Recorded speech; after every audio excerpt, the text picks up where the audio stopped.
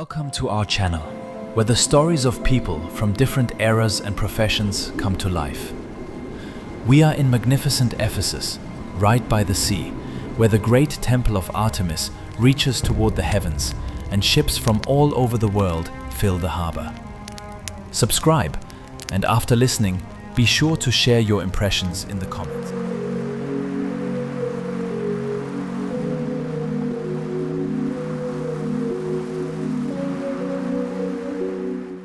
New York was waking slowly, like an old man with no rush to meet the new day. November 1867 was unusually damp and raw, that special New York chill that slips under coats, vests, and skin, settling between the ribs with every breath. Edward Harlan, the man our story is about, stood at the window of his apartment on Reed Street, watching the first snowflakes melt on the cobblestones below.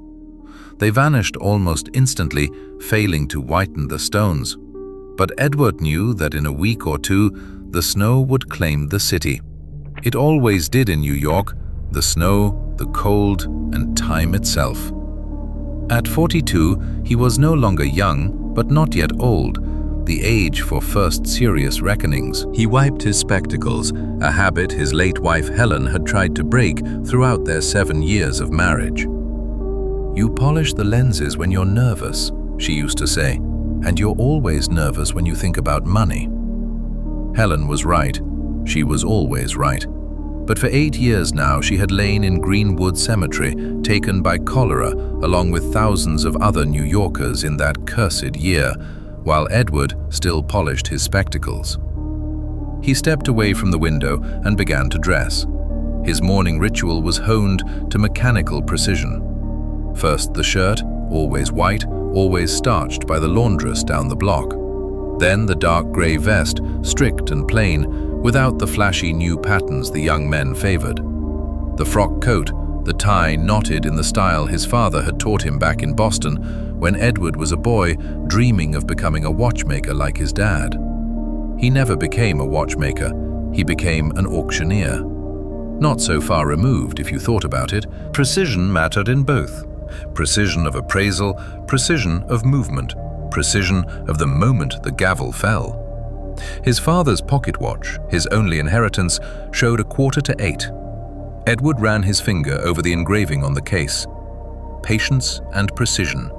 The Harlan family motto. 3 generations of watchmakers in a small Boston workshop. Now, the last of them sold other people's treasures in New York. "You're not selling them," his nephew Lucas would correct him. "You're helping things find new homes." It sounded nobler, Uncle, and he would laugh with that light, disarming laugh. Mrs. Pelletier, the landlady, was already sweeping the stairs when Edward descended. "Mr. Harlan," her voice could cut glass. "Snow's falling, and you're without a scarf. Your late wife, God rest her soul, would be displeased. She was such a caring woman, so attentive." Edward let the stream of words wash over him like East River water against the piers. Mrs. Pelletier talked constantly. It was her natural state. Interrupting or agreeing was pointless. One simply waited for the river of words to run dry. "I told Mrs. Dubois on the 2nd floor that our Mr. Harlan is a solid man, but absent-minded." Edward slipped out into the street before she could start a new topic. November New York smelled of coal and roasted chestnuts. Somewhere around the corner, a vendor shouted prices for the last oysters of the season. Cabs rattled over the cobblestones, horses breathing clouds of steam. Gas lamps still burned, though the sky had lightened to the grey shade New Yorkers optimistically called morning. Edward loved this walk to work. 30 minutes on foot from Reed Street to the auction house was enough to wake fully, but not enough to tire him. He passed shops just opening, cafes where people drank their first coffee, newsboys shouting headlines about the president, something about Prussia, something about the stock exchange. Edward never bought newspapers. Why bother? He learned everything important at the auction house long before the reporters wrote it. The auction rooms had been his world for 15 years, Each time he entered, his heart beat a little faster. The building was plain and functional, built just 15 years earlier, lacking the patina of the items it held. But to Edward, it was more beautiful than any mansion. Here he had become who he was. Here he was respected. "Good morning, Mr. Harlan." It was Antoine, one of the porters, a young man with the arms of a stonemason and the manners of a country boy. Honest, kind. Such men didn't last long in New York.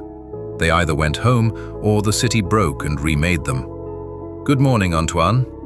What have we today?" "A shipment from a big estate upstate, some baron liquidating. Candelabras, Mr. Harlan. You've never seen anything like them." "You'll see more, Antoine. You'll see plenty more." Inside, the auction house buzzed with activity. Porters carried crates, appraisers bent over tables, clerks scratched with pens. The unique smell of the place, old wood, dust, wax, and something intangible Edward called the scent of other people's lives.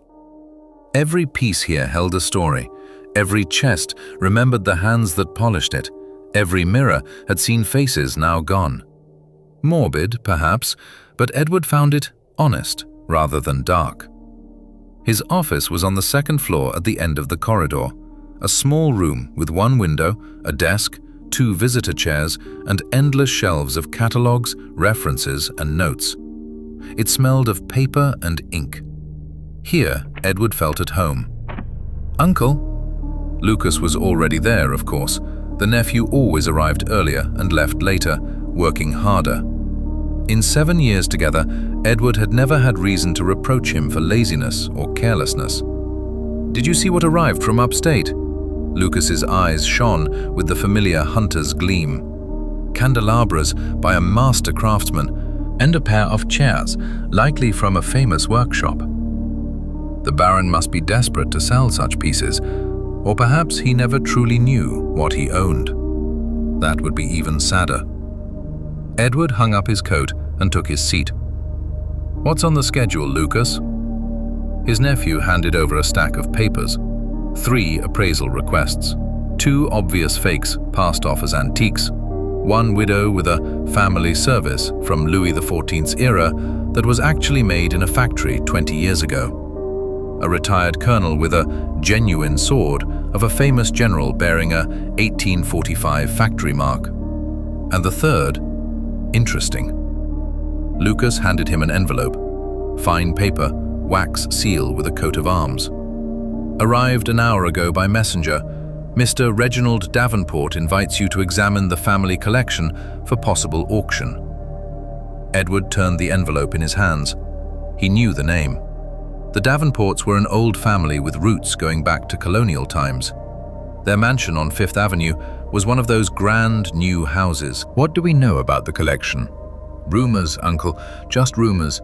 Regency-era furniture, some Dutch old masters, and they say the gentleman is on the verge of ruin." "When is the visit?" "Day after tomorrow, 2 in the afternoon." Edward set the envelope aside. "Write a confirmation." The rest of the day passed in routine. The widow cried when Edward told her the truth. The colonel raged and threatened to go to a competitor. "Let him," Edward told Lucas. "The competitor will either tell the same truth or lie and ruin the house's reputation later." "You're too honest for this business, Uncle," Lucas laughed. By evening, the snow fell heavier. Edward stood at his office window, watching the white blanket cover the city. Somewhere below, porters loaded wagons. Somewhere in the building, his rival, a man he avoided when possible, prepared for tomorrow's sale. Edward thought about the Davenport invitation and why the aristocrat had chosen him. A man without connections, the son of a Boston watchmaker. Perhaps precisely because of that. Perhaps he wanted an honest appraisal. Or perhaps Edward was simply overthinking again. The cab jolted over the cobblestones as Edward clutched his leather portfolio closer to his chest. It contained his notebooks and appraiser's tools, magnifying glass, small flashlight, fine probes for checking wood, and reference books on marks. Everything a man in his profession needed to distinguish genuine from fake, masterpiece from clever imitation. Fifth Avenue stretched before him in all its splendor, the result of relentless urban transformation. Wide street, rows of bare chestnut trees black with moisture, and the houses, those new stone buildings with wrought iron balconies and tall windows, hinting at lives far beyond Edward's reach. The Davenport mansion stood near the Opera House area, 4 stories plus a mansard. Caryatids, stone female figures, supported the second-floor balcony. They gazed down with an expression of superior indifference that Edward found both amusing and irritating. I wonder, he thought while paying the driver, if these stone ladies realize their master is ruined. The door was opened by a tall, thin footman whose face seemed carved from the same stone. His livery was impeccable, but Edward noticed worn cuffs and buttons whose gilding had faded in places. Small details always told the truth. "Mr. Harlan, Mr. Davenport is expecting you in the library. Please follow me." Inside, the mansion presented a striking contrast. Marble floors in the vestibule, ornate ceilings, crystal chandeliers, all spoke of past wealth. But closer inspection revealed empty spaces on the walls where paintings once hung, marks on the parquet from removed furniture, and a faint smell of dampness from a leaking roof that no one could afford to fix. The house was dying slowly, with dignity, as only old aristocratic families knew how. The library was on the second floor. High bookshelves, a crackling fireplace, and 2 people waiting by the window. Reginald Davenport was exactly as Edward had imagined. Tall, lean, with grey sideburns and an aquiline nose. At 58, according to rumors, he looked older. His gaze was commanding, lips thin and pressed into a line as if smiling was an unaffordable luxury. The second figure was a surprise. A woman of 30 or slightly more. Dark hair in a severe style, black dress, mourning or deliberate modesty. Her face could have been beautiful, if not for the wariness frozen in her eyes. "Mr. Harlan." Davenport gave a short nod, but did not offer his hand. "Thank you for accepting my invitation. This is my daughter, Margaret." The woman curtsied lightly. Edward bowed. "An honor, sir, Miss Davenport." "Let us get straight to business. I don't like empty talk. You know I intend to sell part of the family collection. You were recommended as an honest and competent man." "Who recommended me, if I may ask?" "Baron Rothschild. He said you are the only auctioneer in New York who wouldn't try to deceive him." "High praise." Edward inclined his head.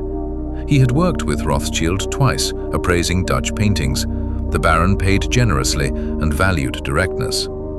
The next 2 hours Edward spent in what Lucas called professional trance. He moved from room to room, examining, noting, measuring. The Davenport collection was uneven. Several excellent pieces worthy of any museum, many mediocre items, and even more outright junk that the gentleman obviously considered treasures simply because they belonged to his ancestors. Then he saw the chest of drawers. Edward stopped so abruptly that the footman following merely collided with him. The piece stood against the wall in a small drawing room, and it was a crime for such a thing to be placed so modestly. It deserved a central position, lit like an altar. Inlay of tortoiseshell and brass, exquisite swirling patterns and flowers. Bronze mounts with satyr heads and leaf garlands. A marble top of rare grey-blue breccia. "Boulle," Edward whispered, his own voice sounding strange to him. "Are you certain?" Davenport's voice was indifferent, but Edward caught the tension. "Almost. Allow me a closer look." He knelt before the chest, took out his magnifying glass. His fingers traced the inlay, feeling every joint. Genuine tortoiseshell, not imitation. Old brass with that special patina impossible to fake. Handcrafted hinges. He opened the top drawer. Smell of old wood and wax. Oak interior, as it should be for such quality. On the back wall, a faint mark. Intertwined letters, A and C. André Charles Boulle, cabinet maker to King Louis XIV. "Good Lord," Edward breathed. This means the piece is valuable? There was something like hope in Davenport's voice. Mr. Davenport, if this is genuine, and I'm nearly certain it is, you own one of the finest examples of Boulle's work I've seen in 20 years. Preliminary estimate, $40,000 to $50,000, possibly more with foreign buyers. Davenport's fingers trembled slightly. Good. Prepare a full list and valuation. I will contact you in a week. Margaret Davenport had remained silent throughout the inspection, following them from room to room, watching Edward work. Only when her father stepped out to give instructions to the footman did she suddenly approach. Mr. Harlan, her voice was a quiet whisper, be careful with that chest. My father hasn't told you everything. That piece has a dark history. Miss Davenport, I don't quite understand. Just be careful. She stepped back as the door opened and her father returned. The entire cab ride home, Edward thought about Margaret's words. A dark history. What did she mean? What could the gentleman be hiding? And why would a daughter warn a stranger, risking her father's anger? By the time he reached his apartment, it was dark. Mrs. Pelletier was waiting as usual. Mr. Harlan, a young man came looking for you, said he was from Mr. Lucas with some papers. I let him in. He waited about 10 minutes and left. The apartment door looked untouched, the lock intact. Edward entered and lit the gas lamp. At first, everything seemed normal. Hallway, parlor, bedroom. Then he stepped into his study. Drawers of the writing desk were pulled out, papers scattered. Someone had clearly searched the shelves between the books. And his working notebook, the one with preliminary valuations and notes, was gone. Edward stood in the middle of the disordered room. The cold he felt had nothing to do with the November weather.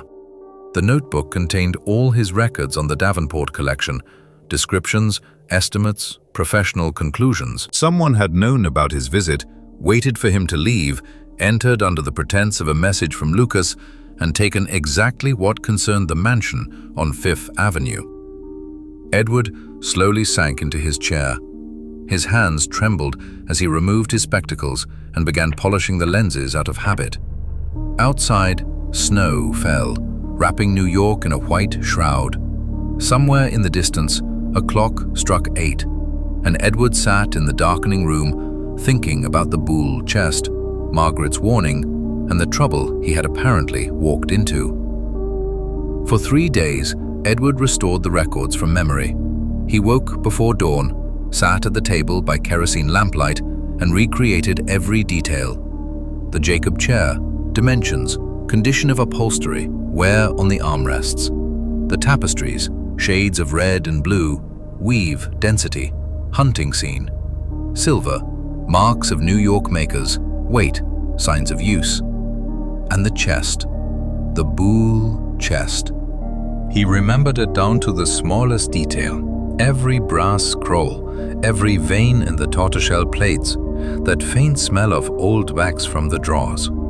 His memory did not fail him. 20 years in the antiques trade had taught him to remember objects the way others remember the faces of loved ones. Lucas appeared on the 4th day after the theft, when Edward was finishing the draft of the new inventory. "Uncle, you look terrible," the nephew declared from the doorway, shaking snow from his shoulders. "Mrs. Pelletier said you hadn't left the house in 3 days. She thinks you're ill." "Mrs. Pelletier thinks too much. That's her job." Lucas surveyed the papers spread across the table. "What happened?" Edward told him about the visit to the Davenports, the chest, Margaret's strange warning, and the theft. Lucas listened silently, his expression shifting from surprise to concern. "You reported it to the police the same evening?" "Inspector Christian came, looked around, took my statement, said stolen papers are a minor matter. They'll get to it when they have time." "Meaning never," Lucas finished. "This is no coincidence, Uncle. Someone knew where you were, what you were recording, and prepared in advance." "I understand. And what do you intend to do?" Edward set down his pen. Outside, a heavy November morning promised more snow. I intend to understand what is happening. The thief took records about the Davenport collection, so someone needs that information, either to prevent the sale or to harm me personally. Lefebvre, Lucas said without hesitation. Possibly. He hates you, Uncle. After that Dupont collection incident when you proved he sold a fake, he lost 2 major clients. Such things are not forgiven. Even if it was him, how to prove it? He wouldn't have climbed into the apartment himself. He hired someone who had already disappeared into the slums of New York. Then let's approach from another angle. Lucas leaned forward. What is special about the Davenport collection? Why this one? Good question. Edward had asked himself the same for 3 days. The chest, he said finally. The Boulle chest. If genuine, and I am almost certain it is the most valuable item I've appraised in 10 years. $40,000 to $50,000, maybe 60 with the right buyers. 60,000, Lucas whistled. For that kind of money, people kill. Don't dramatize, but yes, for that kind of money, people can do a lot. Silence hung between them, thick as November fog over the East River. I need to go somewhere, Edward said, rising. An old acquaintance. Possibly he knows something. I'm coming with you. No, you're needed at the auction house. If I miss 2 days in a row, rumors will start. And rumors are the last thing I need right now.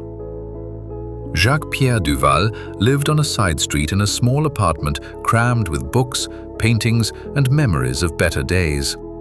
Once one of the best painting experts in New York, now 67, nearly blind, living on a modest pension. Edward had known him 20 years. Duval was the first to believe in the young man from Boston. Who's there? The voice behind the door was raspy but lively. It's Edward Harlan. The lock clicked. Duval greeted him warmly. Edward explained he needed advice and memory. The Boulle chest, inlay of tortoiseshell and brass, bronze mounts, marble top, mark AC on the inner wall of a drawer. Boulle, Duval repeated, his blind eyes turning inward. André Charles, the great master. They don't make them like that anymore. Where did it come from? The Davenport collection. The gentleman is putting it up for auction. Duval frowned. Davenport. That name rings a bell. Wait. He fell silent. Minutes passed. Edward did not hurry. He knew Duval's memory worked like a vast archive that needed time to locate the right file. 1838, the old man said at last. I was working with the collection of a duke. There was a scandal, an insurance case. A fire in a mansion. Furniture insured for a huge sum burned, including a Boulle chest. The insurance company paid, but rumors circulated that the fire was staged. The real furniture removed and replaced with copies, and the genuine Boulle chest sold secretly to some collector. No proof, so the rumors remained. I don't remember all the details, Edward. 30 years have passed, but the name Davenport was connected somehow. The current gentleman, if he's still alive, may have been involved. If the Davenport chest was the one from that 30-year-old insurance fraud story, what did that mean? Edward left Duval as dusk fell. Snow had stopped, but the cold had deepened. He walked the streets, lost in thought. The Boulle chest. Insurance fraud 30 years ago. Reginald Davenport possibly involved in the crime. Margaret with her mysterious warning. The stolen notebook. How was it all connected? And who was behind the theft? Lefebvre seeking revenge or someone else? Edward reached the auction house just before closing. The vestibule was empty. Porters had gone home, clerks were gathering papers. Only Lucas waited near the door to Edward's office. Uncle, his face was tense. While you were away, Lefebvre came by. What did he want? Lucas hesitated. He asked about you, smiled that nasty smile of his. Said he heard about your troubles and wanted to offer help. Asked if it was true you were working with the Davenport collection." "How does he know?" "Exactly, Uncle. How?" Edward slowly removed his coat, thinking. Lefebvre knew about the Davenports. Lefebvre knew about the troubles. That could mean only one thing. Either he was behind the theft, or he had an informant. Edward looked at his nephew, his concerned face, hands nervously twisting a coat button. No, not Lucas, anyone but him.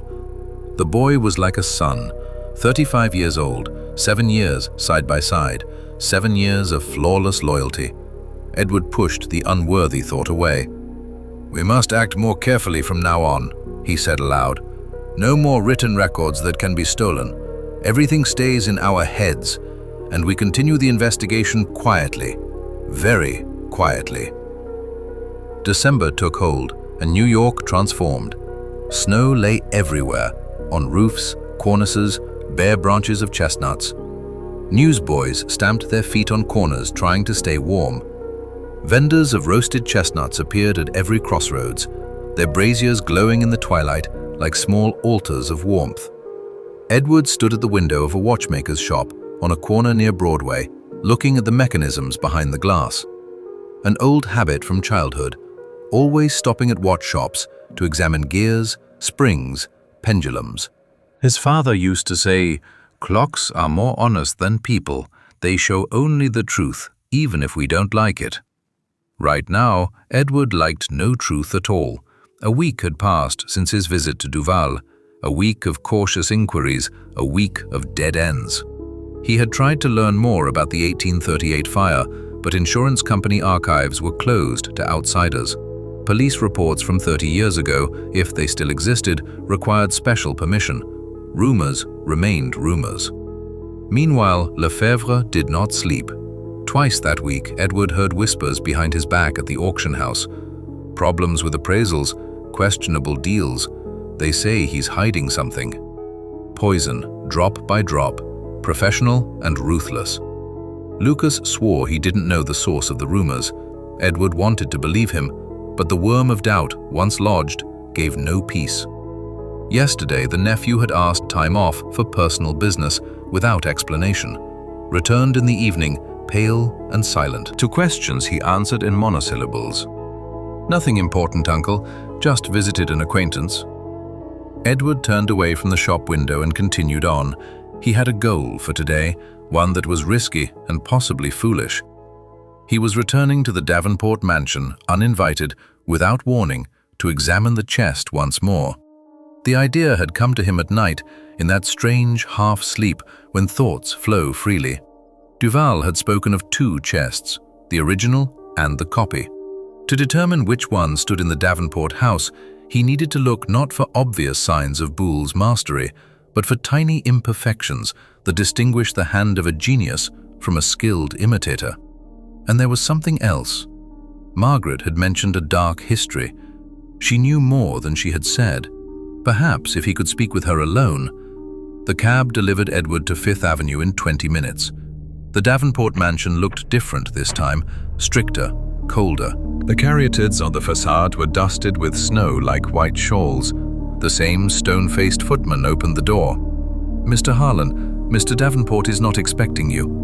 "I know, but I have urgent business concerning the appraisal of the collection. May I see the gentleman?" The footman paused. "Mr. Davenport is unwell and receiving no one. And Miss Margaret?" Another pause. "I will inquire." The door closed. Edward stood on the porch under the fine, stinging snow, thinking what an idiot he was. To appear uninvited at an aristocrat's home was the height of impropriety. If Davenport learned of it, he might cancel the deal entirely. The door opened again. "Miss Margaret will receive you in the small drawing room." Margaret Davenport stood at the window when Edward entered. Same black dress, pale face, dark circles under her eyes. She looked as if she had not slept for several nights. "Mr. Harlan," she said, without turning, "you are taking risks." "I know. Your father will be furious if he finds out." "Then don't tell him." Edward stepped closer. "Miss Davenport, Last time you warned me about that chest. You said it has a dark history. I want to know what you meant." She was silent for a long time. Outside, a carriage passed. The sound of hooves faded into the distance. "You are a stubborn man, Mr. Harlan. I've already been robbed because of this affair. My reputation is being destroyed. I believe I deserve to know the truth." Margaret finally turned. Her grey eyes, cold, met his. "My mother died 10 years ago. Officially an accident.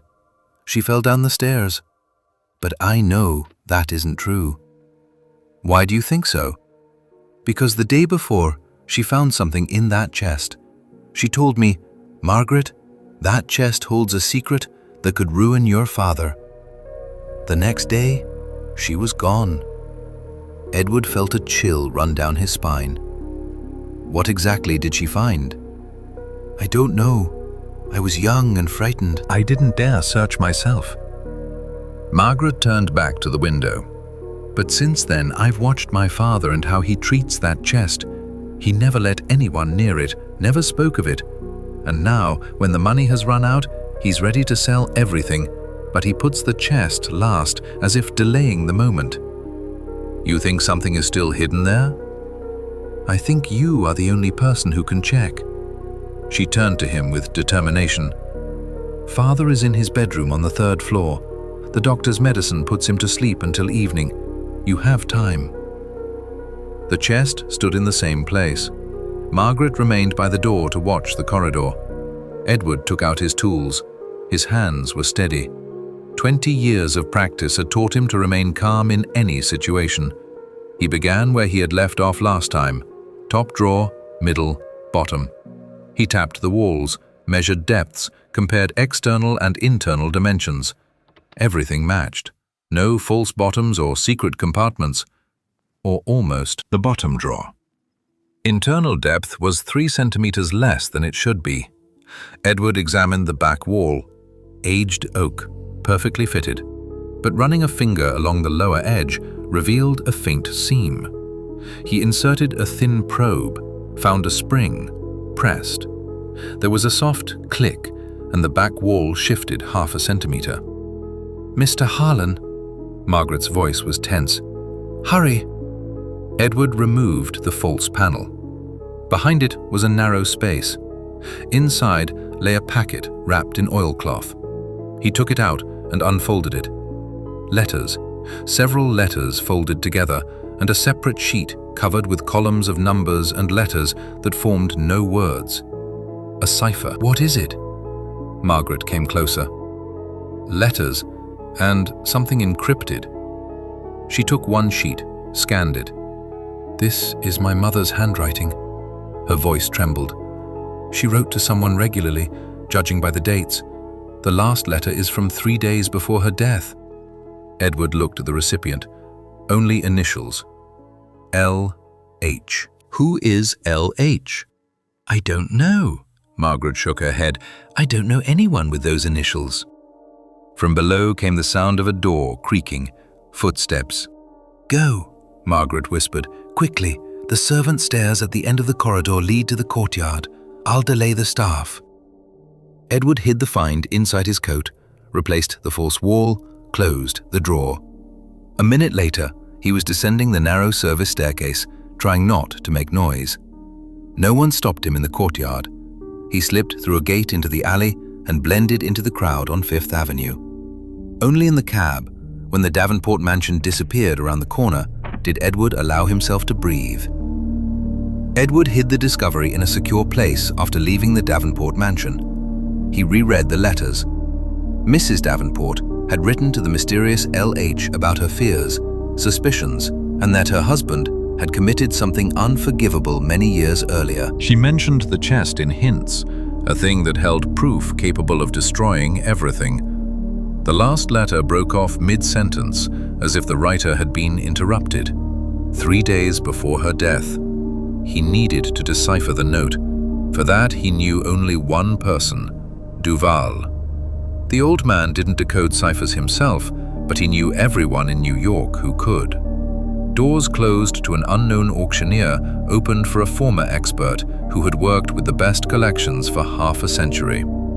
A simple white envelope without address or seal was lying on the threshold of his apartment when Edward returned that same evening. Inside was one sheet, letters cut from newspapers and glued onto the paper. "Leave the chest alone, or you will regret it." Edward stood in the hallway, holding the note with 2 fingers, as if it might bite. Mrs. Pelletier swore she had seen no one. The envelope had simply appeared. Someone knew where he lived, knew what he was doing, and was following him closely enough to leave a threat at his very door. He burned the note in the fireplace that night, watching the paper blacken and turn to ash. It changed nothing. The words remained burned into his memory. The next morning, Edward went to Duval. The old man listened silently, stroking his grey beard. The encrypted note lay between them on the table, columns of numbers and letters that made no sense. "Polybius," Duval said at last, running a finger over the lines, "or something similar. Coordinates in a grid. Without the key, you won't decipher it. Where to find the key?" If the note belonged to Mrs. Davenport, only the recipient knew it. "This LH of yours." Another dead end. But Duval raised a finger. "I remembered something. You asked about the 1838 fire and the insurance fraud." "Yes. The house that burned did not belong to the Davenports. It belonged to the Marlowe family." Edward froze. Marlowe was the maiden name of his sister, the family name of Lucas. Duval fell silent, and the silence was heavy. "Possibly a coincidence. Marlowe is a common name, but you asked about connections, so I'm telling you what I remember." Edward walked home on foot, not noticing the cold. Fragments spun in his head. Marlowe, fire, insurance, chest. Lucas Marlowe, son of his late sister Jane, who had married fabric merchant Peter Marlowe. Peter died when Lucas was 12. Jane followed 2 years later from consumption. Edward had taken the nephew in, raised him, taught him the trade. 30 years ago, in 1838, Lucas had been 5. Peter Marlowe was still alive. Could he have been involved in that fire story? No, Edward told himself. Madness. Peter was an ordinary merchant, no connections with aristocrats, no expensive chests. But the worm of doubt gnawed stronger. At the auction house, unpleasant news awaited. Lefebvre had not wasted time. That morning, a small but poisonous note appeared in the newspaper. An anonymous source spoke of questionable practices by a certain well-known auctioneer who manipulated valuations to please wealthy clients. No name, but those who knew understood. 3 clients cancelled their requests today, Lucas said when Edward entered the office. 2 more called, asking if what they wrote was true. Edward sank into his chair. Fatigue washed over him, not physical, but something deeper in the bones. He was too old for intrigues, threats, and riddles from the past. Leave the chest alone. Maybe he should have listened. "Uncle," Lucas's voice pulled him from his thoughts. "Are you all right?" Edward looked at his nephew. 35 years old. Handsome face, lively eyes, charming smile. 7 years of flawless work. 7 years of devotion. Marlowe, the voice in his head whispered. His surname is Marlowe. "Lucas," Edward said slowly, "what do you know about your father?" The nephew blinked. "About Dad? Why are you asking?" "Just curious. You rarely speak of him." "Because I barely remember. I was 12 when he died." Lucas shrugged. "He sold fabrics, was a kind man, loved mother. That's all I know." "Did he ever mention the Davenport family?" A short, almost imperceptible pause. "No. Why do you ask, Uncle?" Edward did not pursue the topic, but he noticed how Lucas's expression changed for an instant, like a shadow passing. Then the familiar mask returned. After lunch, Edward went to the Lyon Credit Bank. It was a huge risk. He had no right to access someone else's safe deposit box, but the ciphered note from Mrs. Davenport contained one detail he had almost missed. In the corner of the sheet, in small handwriting, L.C., Box 47. L.C., Leon Credit, box number. The note pointed to something hidden in the bank, something Mrs. Davenport considered important enough to encrypt. The bank building on a busy street met him with marble chill. Edward approached the main window. "I would like information about box number 47. It is registered to Mrs. Eliza Davenport." The clerk, a young man with mustache, looked him over. "Are you a relative acting on behalf of the family regarding inheritance?" A bold lie, but the clerk did not bother to check. A well-dressed gentleman with confident manners aroused no suspicion. After a minute, he returned with a thick ledger. Box 47, opened in 1854 in the name of Eliza Davenport. Last access? He frowned. Strange. The box was opened 2 days ago. 2 days ago? But Mrs. Davenport has been dead for 10 years. Who opened it? I cannot say, sir. Confidential information. The box has 2 keys. One was with the lady, the second with a trusted person. He checked the record. Whose name? I cannot disclose that either. Edward left the bank with his head buzzing. Someone had opened Mrs. Davenport's box 2 days ago. Someone who had the second key. Someone who knew of its existence. L.H. The mysterious recipient of the letters, or someone else who was following Edward and staying one step ahead. That evening, Mrs. Pelletier reported that a young man had come again. The same one as before, Edward asked, feeling his stomach tighten. No, another one, tall, fair-haired, said he was from your nephew Lucas. But Lucas had been at the auction house. The visitor had lingered by the door and left. In the apartment, everything was in its place at first glance, but Edward noticed the small things. Books on the shelf stood slightly differently. Papers on the desk were neater than he had left them. Someone had been here and tried to hide the traces. Nothing was missing this time, but that frightened him even more. They were looking for something. The letters, the ciphered note. Edward sat in the darkening room, surrounded by the shadows of the past. He thought about the late Mrs. Eliza Davenport, who had died before she could finish her warning, about her husband who might have killed her, about the chest that had kept secrets for 30 years, and about Lucas. The nephew had claimed he knew nothing about any connection between his family and the Davenports. But why had he reacted so strangely to the question?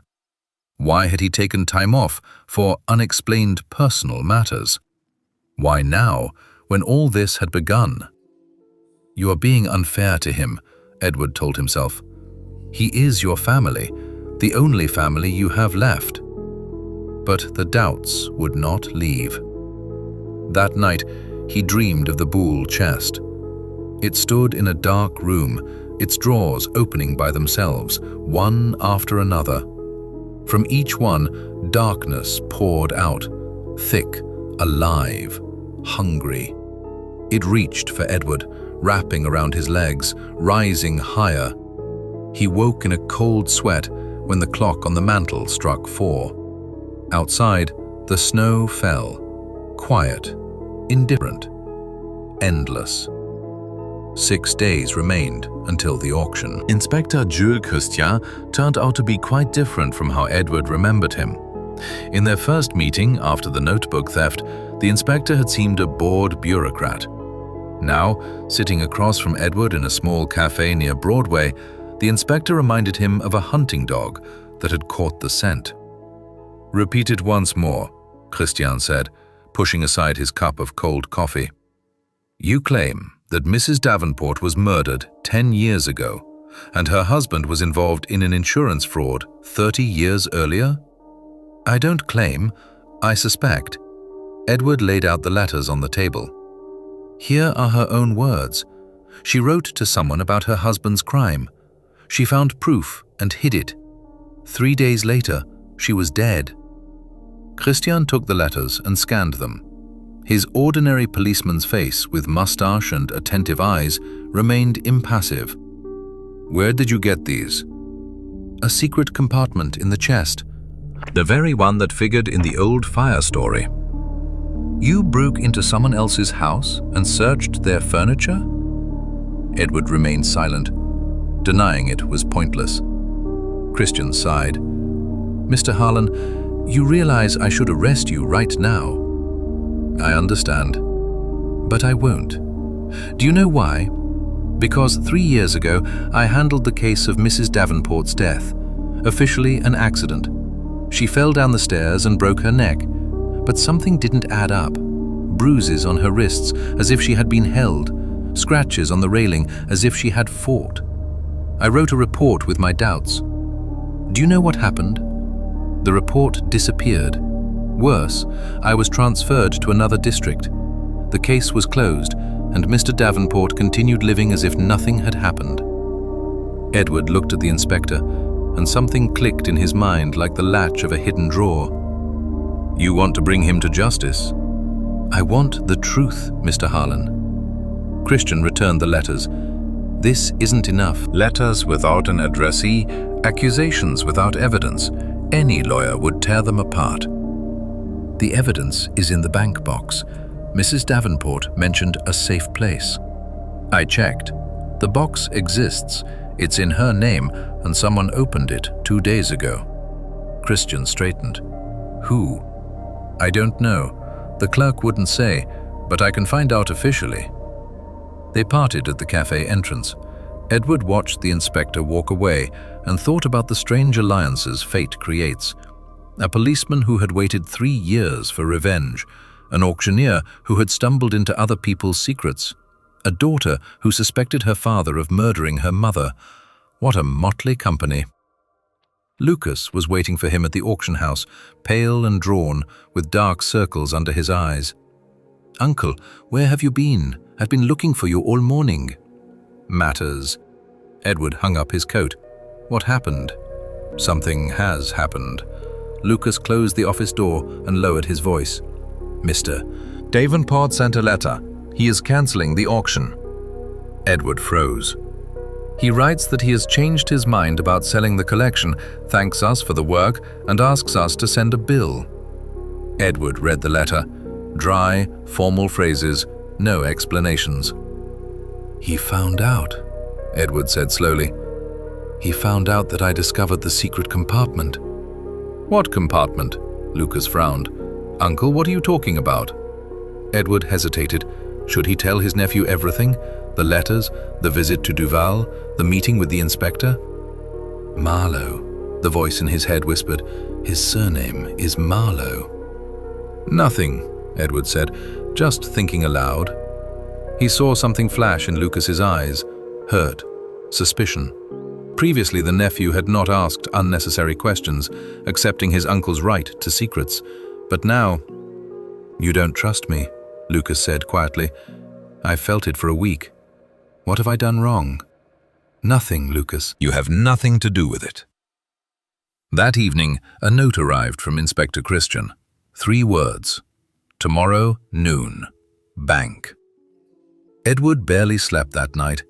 He lay in the darkness, listening to the creaking floorboards, the wind outside, the striking clock. He thought about what they would find in the box, what he would do with the discovery. If there was proof of the gentleman's crime, then what? Hand it over to the police? But Davenport was ill, possibly dying. Was there justice in pursuing a dying old man for sins from 30 years ago? And Mrs. Davenport, she too deserved justice. The woman killed for learning the truth. And Margaret, what would happen to her when her family story came out? Too many questions, too few answers. The Lyon Credit Bank at noon looked more imposing than during Edward's previous visit. More clients, more bustle. Inspector Christian waited at the entrance in civilian clothes, with a folder under his arm. "I have a warrant," he said, instead of greeting. "The judge signed it this morning. We can officially open the box." The clerk led them to the vault, A long corridor lined with metal boxes. Number 47 was at the far end. "You will need the key," the clerk said. "We only have the bank's master. The second should be with the owner." Christian took out a small tool. "I have authorization for forced entry." The lock yielded in a minute. The box slid out with a quiet scrape. Inside lay a thick folder tied with ribbon, labeled on the cover, "In case of my death." Edward felt his throat tighten. Mrs. Davenport's handwriting, the same as in the letters. She had prepared. She had known she might die and left a message. Christian untied the ribbon and opened the folder. Documents, dozens of pages, the 1838 insurance contract, receipt for the insurance payout of $40,000, a letter from a cabinet maker confirming the making of a Boulle-style copy chest commissioned by Mr. Reginald Davenport, receipt for the work, $800, and another letter from Mrs. Davenport herself, addressed to whoever would find it. "My husband committed a crime. He ordered a copy of the family chest, staged a fire, and collected insurance for the supposedly burned original. The real chest was secretly sold to a collector in England for $25,000. The chest that now stands in our house is a fake. I learned this by chance while sorting my husband's old papers. When I tried to speak with him, he threatened me. He said I would not dare destroy the family for an old forgotten story. But I cannot stay silent. The money obtained by deceit has poisoned everything: our home, our marriage, our daughter. If you are reading this letter, it means I am dead. Please, tell the truth. Let justice be done." Edward read and reread, and the world seemed to shrink, become smaller, tighter. The chest in the Davenport mansion was a fake, not the brilliant creation of Boulle, but the work of an unknown cabinet maker made for $800. All this time, he had been preparing to sell a forgery. "Good Lord," he whispered. "This changes everything, Mr. Harlan," Christian said, looking at the documents like a man who had found a gold vein. "Insurance fraud has no statute of limitations, and if Mr. Davenport really killed his wife to keep the secret—" He did not finish, but the meaning was clear. "What now?" "Now I go to the prosecutor." Christian carefully put the documents back. "Are you sure you want to be involved?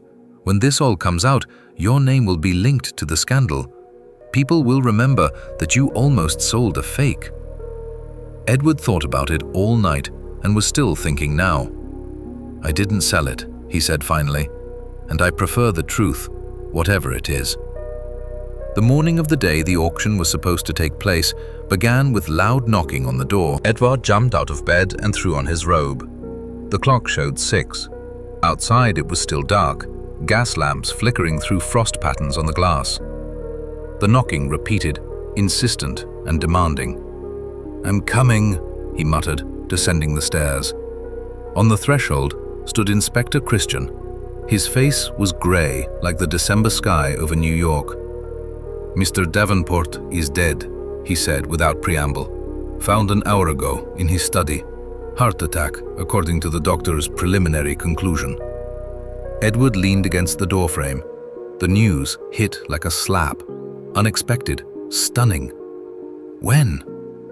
"During the night, between midnight and 3. His daughter found the body." "Margaret? Is she all right?" "As well as one can be in such a situation." Christian paused. "But that's not all. Next to the body, they found a letter, a confession." "Confession to what?" "To everything. The fake chest, insurance fraud, his wife's death." The inspector took out a folded sheet. "Here is a copy. The gentleman writes that he can no longer carry this burden, that the truth would come out anyway, and that he prefers to leave on his own terms rather than wait for disgrace." Edward took the sheet and unfolded it. The handwriting was even and confident, no tremors, no smudges. The text was short and dry, like a business letter. "I, Reginald Davenport, confess the following." Then a list of sins: forgery, arson, insurance fraud, and finally, my wife Eliza learned the truth and threatened to expose me. I pushed her down the stairs. God is my judge. Edward read and felt something scraping from inside, something wrong, false, like a false note in a symphony. "Too convenient," he said aloud. "What?" "Everything is too convenient, Inspector. The gentleman dies exactly when we find the evidence, leaves a confession that removes all questions. Case closed. Justice triumphs." Christian frowned. "You think it wasn't suicide?" "I think the handwriting is too steady for a man about to die." Edward returned the sheet.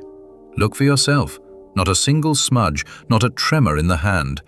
The gentleman was ill, he could barely walk. Could he have written such a letter?" They went to the mansion together. The Davenport house met them with funereal silence. Shutters closed, caryatids covered in snow. A police carriage stood at the entrance. Margaret waited in the drawing room, black dress, pale face, red eyes. But she held herself straight, almost unnaturally so, like a person afraid to break if she allowed herself to relax. "Mr. Harlan," she rose to meet him. "I knew you would come." "I am very sorry, miss." "Don't be." She shook her head. "He was not the man I thought he was. I read his confession." "He killed Mother." In her voice there was no bitterness, only exhaustion. The exhaustion of someone who had carried an unbearable burden for too long and had finally been given permission to set it down. "May I see the study?" Edward asked. Margaret looked at Christian. He nodded. "The body has already been taken away, but we touched nothing." The gentleman's study was on the second floor. Heavy furniture, portraits of ancestors on the walls, smell of tobacco and something else, sweetish and unpleasant.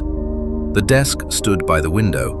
On it, an inkwell, pen, stack of papers, and an empty glass. Edward leaned over the glass and sniffed. "What was in it?" "Cognac," Christian replied. According to the footman, the gentleman drank it every evening before bed. Edward picked up the glass and turned it to the light. On the bottom, a faint whitish sediment. "This is not just cognac," he said slowly. "There was something else here. Powder, possibly poison." "I don't know, but it needs to be checked." Christian took the glass, carefully wrapping it in a handkerchief. "I'll send it to the laboratory. Results by evening." Edward examined the room. The fireplace. The fire had gone out long ago, but the ashes were still grey, not black. Something had been burned recently. He crouched and sifted through the ashes with his fingers. A scrap of paper, partially burned. On it, several words in a different handwriting, not the one in the confession. "Remember our agreement. You promised." "What is this?" Christian leaned over his shoulder. "I don't know, but it's not the gentleman's handwriting." They returned to the drawing room. Margaret sat by the fireplace, staring into the flames. "Miss Davenport." Edward lowered himself into the chair opposite. "Did you hear anything during the night? Voices? Footsteps?" She shook her head. "My room is on the 3rd floor. I took laudanum prescribed by the doctor for insomnia and slept until morning." "The footman leaves at 10. The maid lives in the mansard. She heard nothing either." Another dead end. Edward rubbed his temples.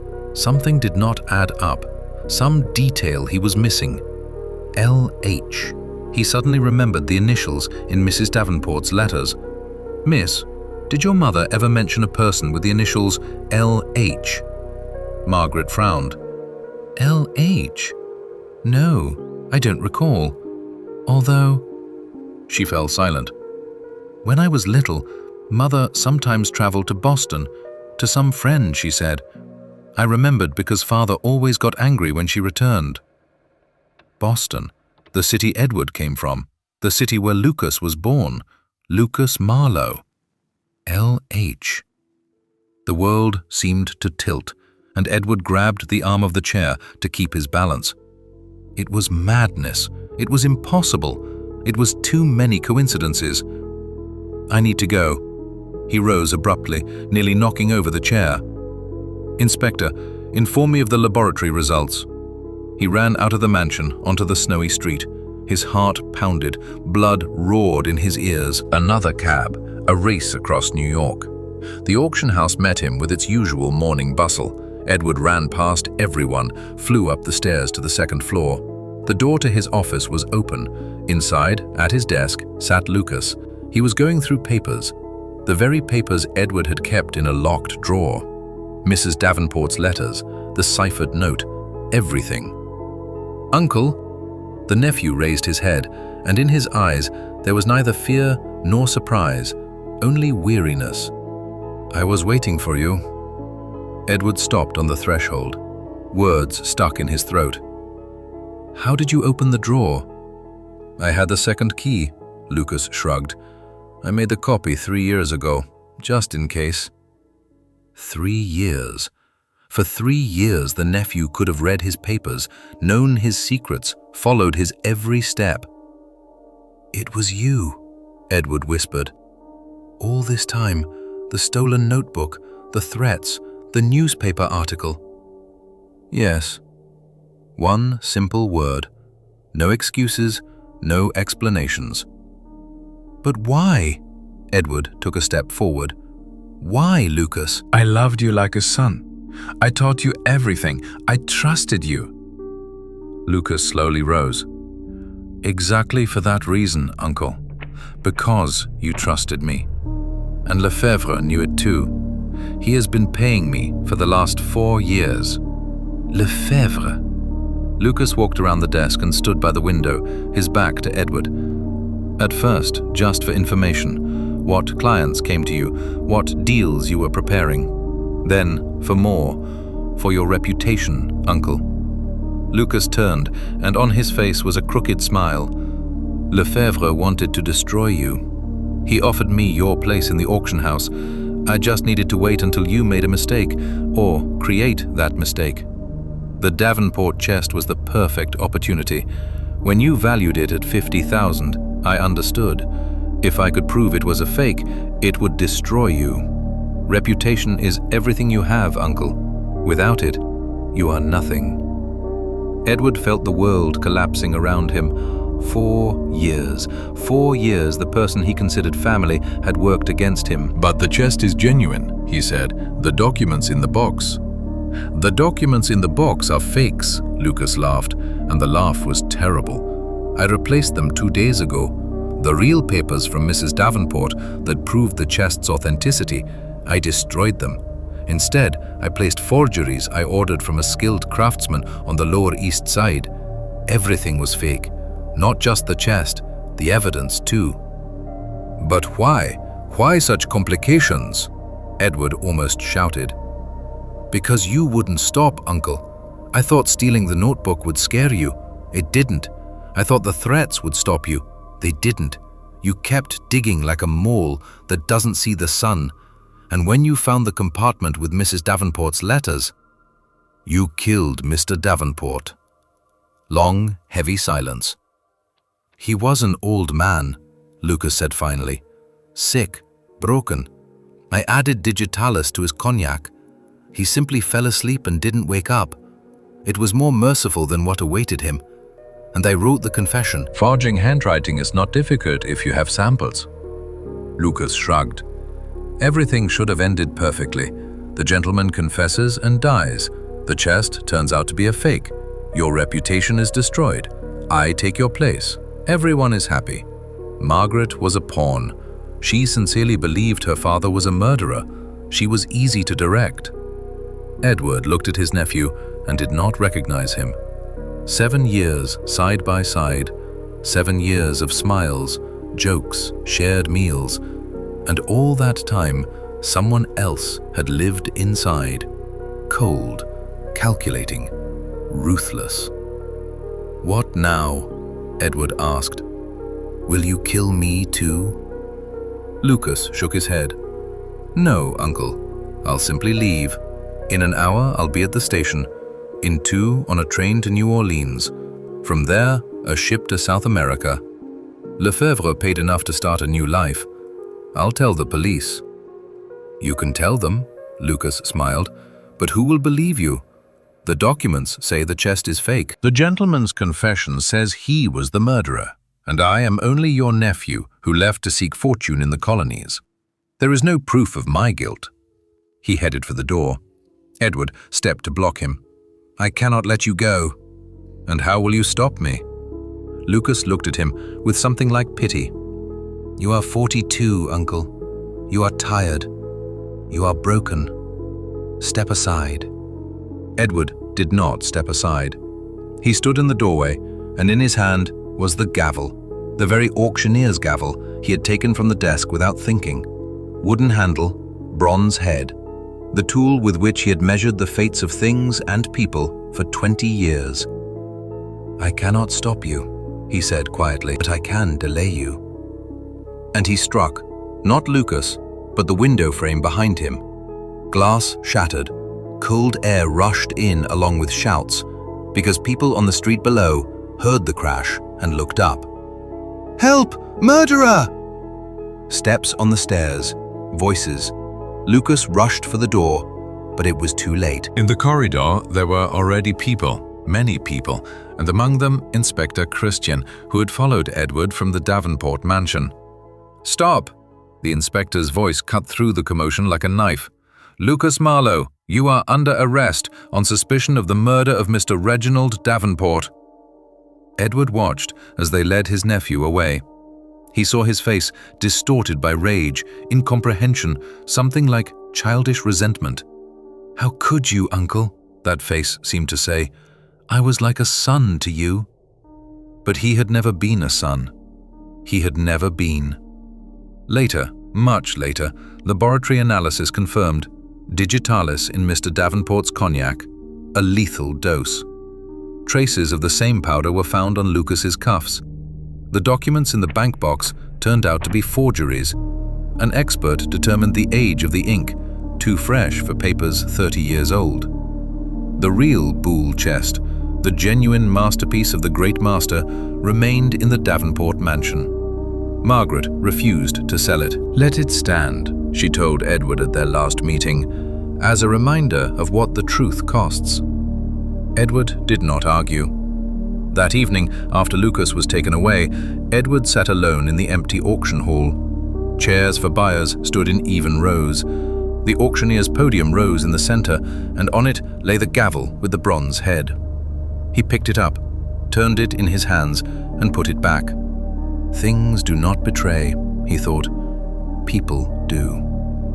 Outside the window, snow was falling. December New York was going to sleep, covered with a white blanket.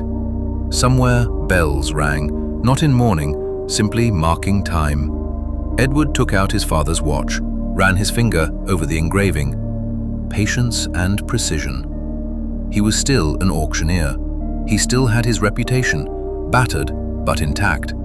He still had his work, and he would learn to trust people again someday. Maybe. Weeks later, while clearing Lucas's things, Edward found a final letter from his sister Jane, Lucas's mother. In it, she confessed that Lucas was not Peter Marlowe's son, but the illegitimate child of Reginald Davenport from a long-ago affair with Jane during one of her visits. The dark history went far deeper than anyone imagined. Edward had unknowingly raised the son of the man whose family secret had nearly destroyed him, and, in the end, the betrayal had come from his own blood in the most literal sense.